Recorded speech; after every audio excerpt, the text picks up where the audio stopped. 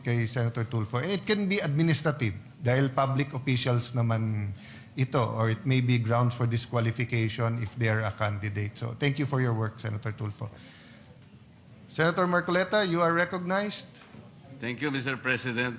Mr. President, I voted yes in relation to Senate Bill 1966.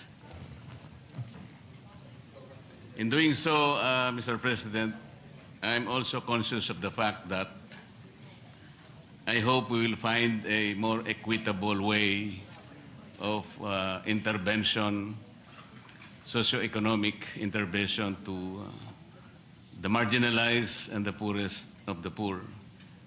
Kasi po, alam ko po yung AIX, while it serves as one of the interventions sa mga people in crisis situation, Mr. President, ang dami po kasing problema associated with it. Nandun po yung mga inclusive errors, nandyan po yung mga exclusive errors. Kuminsan po yung mga listahan, kinakailangang i-purge pa para makita natin na talagang didiretso po talaga doon sa nangangailangan. And I'm also conscious of the fact, Mr. President, that this representation has filed Senate Bill number 63, raising the coverage of the lifeline rate subsidy programs for marginalized households.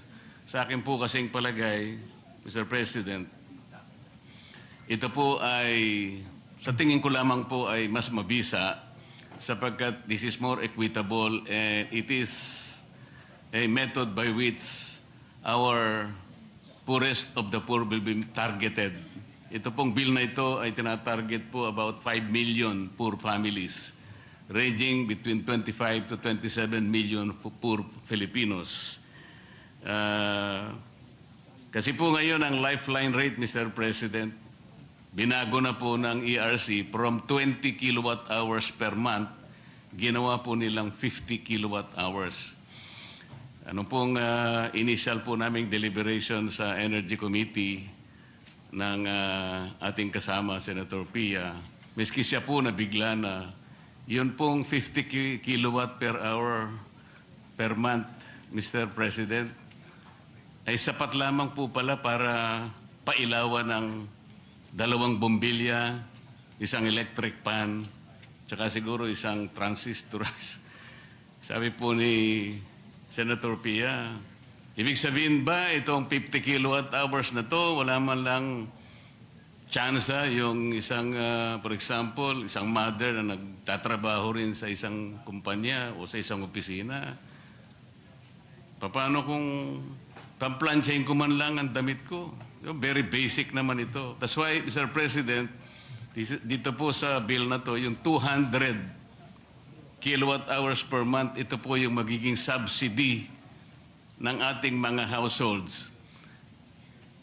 Kahit na po ipalagay natin that the monetary value of 200 kilowatt hours per month, let's say, is 2,500 pesos. Maliit kung titingnan po, but this is regular, this is consistent, targeted, dire-diretso pong pupunta sa households, wala pong corruption dahil dumidiretso nga at wala na pong EPAL.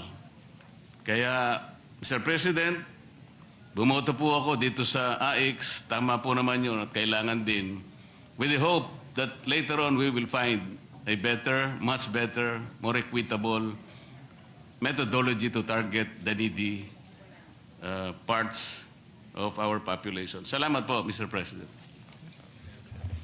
The Chair agrees with you, Senator Marcoleta. There's a balance between ayuda, the financing or capitalization of micro, small, medium enterprise, between the social interventions to the poorest of the poor. We should also look at, for example, free internet for the poorest of the poor, di ba? Kasi pareho na rin ngayon ang internet sa tubig at kuryente.